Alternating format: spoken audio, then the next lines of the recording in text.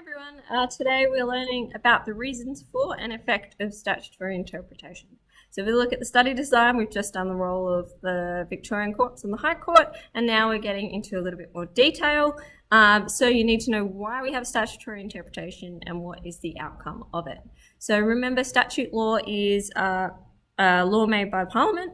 And statutory interpretation is the judge taking a piece of legislation and giving it meaning.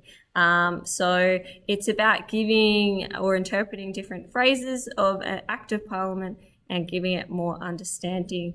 So there's a lot of reasons for this, and we're going to look at those three reasons first. Firstly, legislation is drafted in broad terms. Secondly, words change over time. And thirdly, laws are often made with the future in mind. So first and foremost, legislation is usually written in very broad terms, okay? So it's often written quite vaguely. And as a result, a judge may need to interpret that legislation and give it more meaning to it. So let's look at a case. Dieng versus Tiroler, 1993. This guy wore a studded belt to a McDonald's where he was arrested and charged and found guilty in the Magistrate Court of possessing a weapon.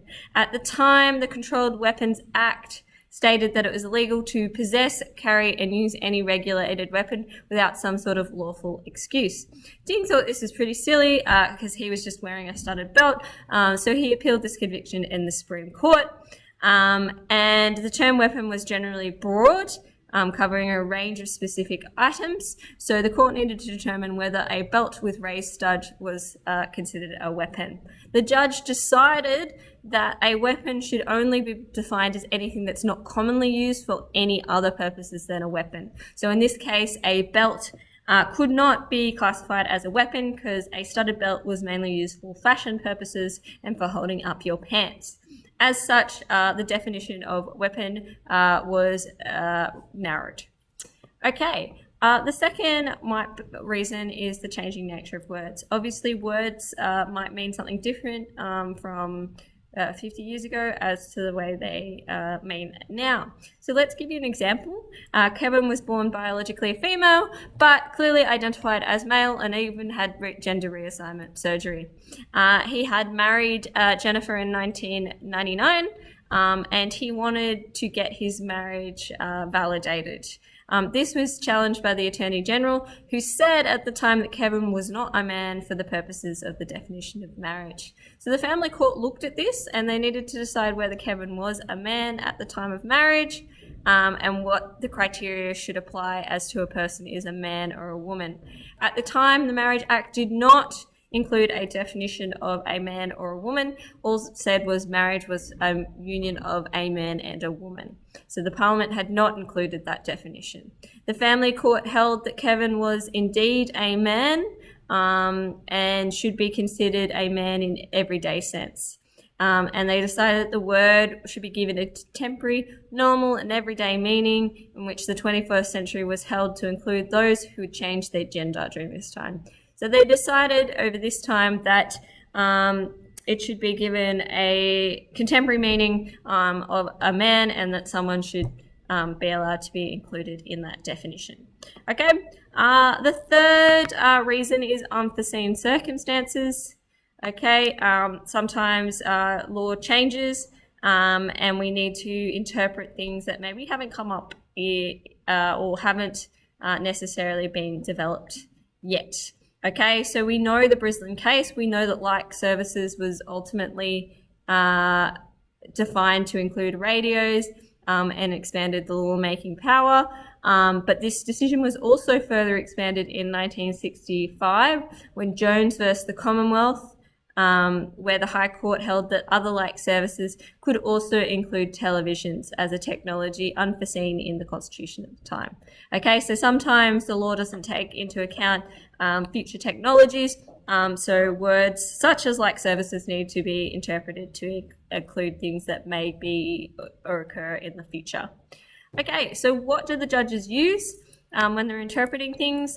They use the act itself, Sometimes there's sections that will define things clearly. They might use extrinsic sources, so that's outside of the Act, such as dictionaries.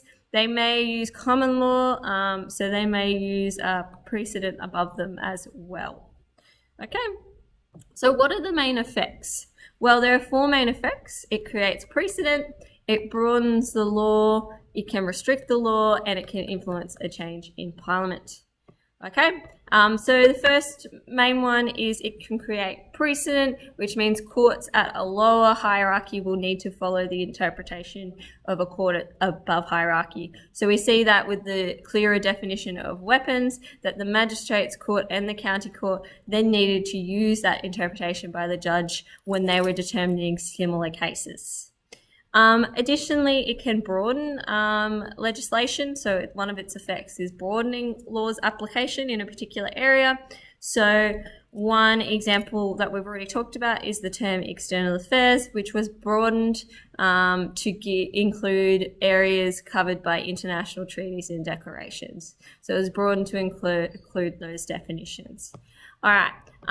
Thirdly, it can do the opposite. It can restrict the scope of law, which means it can reduce the meaning of a particular word. So we saw that originally weapons was quite a broad meaning, and we saw that get reduced to only being weapons used for the purpose of a weapon.